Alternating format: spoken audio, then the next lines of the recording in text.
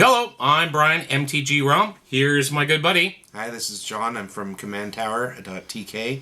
Well, anyways, Jon and I are going to go ahead and have a quick look at each one of the 5 decks. And stay tuned right after the break. Check it out. Hello again. Jon from commandtower.tk and Brian from MTG Realm. We're looking at the red-white deck now. Yeah. It is Wade into Battle. It is Boris colors. That's correct. And there is a theme here. A theme of giants and other big honking creatures. The plan here is definitely to cast big dudes. Having played with all 5 of them out of the box, I can tell you that this deck absolutely keeps pace with all the others, and there is nothing wrong with it. More creatures in here than perhaps the other decks? Lots of big creatures. Lots of very strong, large dudes that come into play swinging and don't stop. And that's kind of a Boris thing too, anyways. That's very much their plan. That's the theme. Yeah. Okay, so again, just like the other Commander 2015 products, there are 3 choices for Commander or General here. Our primary one is... It's Kalemne. Kalemne. Yes, the Disciple of Iroas. She is... Or, sorry, that's her over here. Oh, sorry. She's a 3/3 with double strike and vigilance for 4 mana, which is pretty good. Nothing wrong with that at all. Whenever you cast a creature spell with converted mana cost 5 or greater, you get an experience counter. And she gets +1/+1 for each experience counter you have. And that, I think, could be quite huge. Well, when you consider commander damage being a thing, if you take 21 combat damage from a single commander, you lose over the course of the entire game. All in all, not that bad of a commander. She's quite good. I'm liking that. And I guess the next one we'll look at is probably Anya. She is Anya Merciless Angel is the second new one. She is a 4/4 flyer for 5. She gets +3/+3 for each opponent whose life total is less than half of their starting life total. Right. And as long as an opponent's life total is less than half of their starting life total, she's indestructible. Nice. So, again, she is about smashing in there, taking names, and not letting anybody live to see tomorrow. And really and truly, because it only takes one opponent to be at less than their half to give her the indestructibility, right?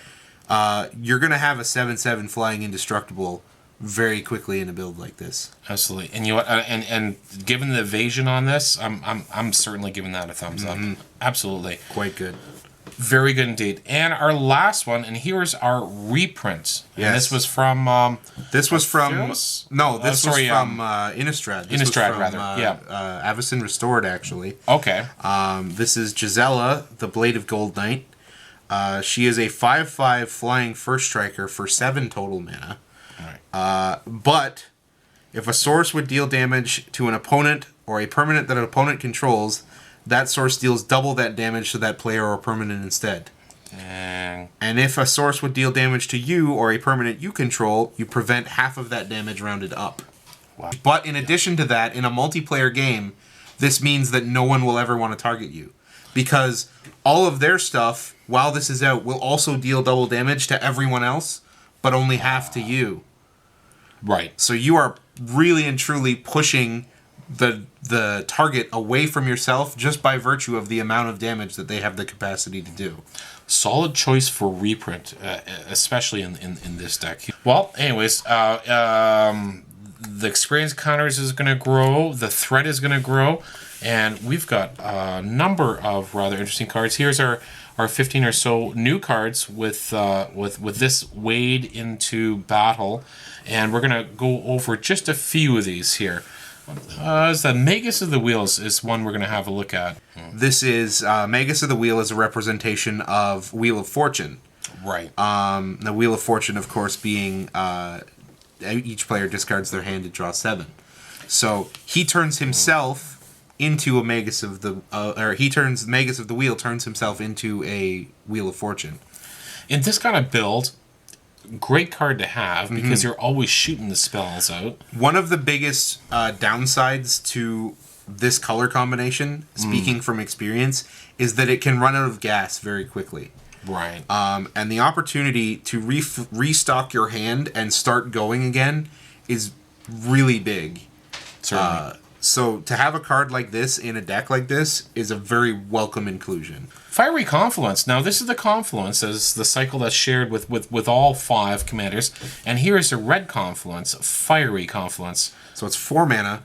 This one's a sorcery. Some of them are sorceries, some of them are instants. This one's a sorcery. Again, choose 3. You may choose the same mode more than once. Fiery Confluence deals 1 damage to each creature. Fiery Confluence deals 2 damage to each opponent or destroy target artifact. You can effectively wipe the board with this if somebody is trying to get set up and has a smaller creature strategy than you. Because your creatures are very large in a deck like this, you are probably not going to lose many creatures to the first mode. The second mode, dealing damage to each opponent, is actually a big deal because there's not many spells out there that deal damage to all the other players at the table than you. It's usually targeted to one opponent. Right, that's solid. And destroying target artifact. For 4 mana, destroying 3 artifacts is a big deal in EDH. When you're playing that's Commander and you have the capacity to blow up 3 sources of mana across the board, that's a big deal. Another one here, John. Definitely. We have talked a little bit about the Myriad ability. We looked at it briefly in a couple of the other decks, but this is probably the most ridiculous of the Myriad cards. The Blade of Selves is a 2 mana equipment that equips for 4, and the creature that you equip it to gains Myriad. That could get used in any build at all. Love that it's an equipment. Just off the top of my head, things like Avenger of Zendikar that comes into play and makes plants equal to the number of your lands. Right. The plants don't leave. So if you then play another land, Avenger of Zendikar, the one that still exists, sees all of the plants that came into play off the back of the copies. Nice. 2 thumbs up on that. And let's look at one last one here. Of course. So Kalemne's captain. Kalemne, of course, being the commander we looked at previously. So we've got a 5/5 giant soldier here for 5 mana, which has vigilance, which is already above the vanilla tests. Yeah. But then for 7 mana, it has Monstrosity 3. Monstrosity, of course, being the theme from the Theros block. Right, you are. And when this becomes monstrous, it's now an 8/8. It's an 8/8, and you exile all artifacts and enchantments. Interesting thing about this, with this having Monstrosity and Kalemne being the disciple of Iroas. Iroas was, of course, the red-white god from the Theros block. Great addition to a deck like this. Solid choice. You're going to hit the devotion very easily in a deck like this, but in addition to that, it gives all your creatures menace and prevents damage that would be dealt to attacking creatures you control.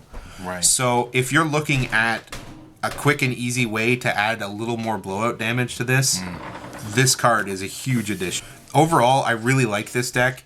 Again, a lot of people looked at it and went, there's no theme, there's no gimmick, it's just about punching.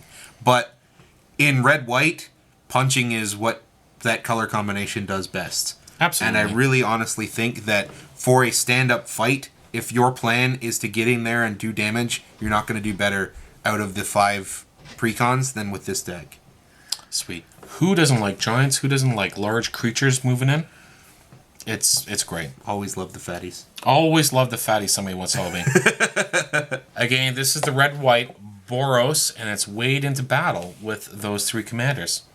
Look for some more commander videos. I believe we have one more coming.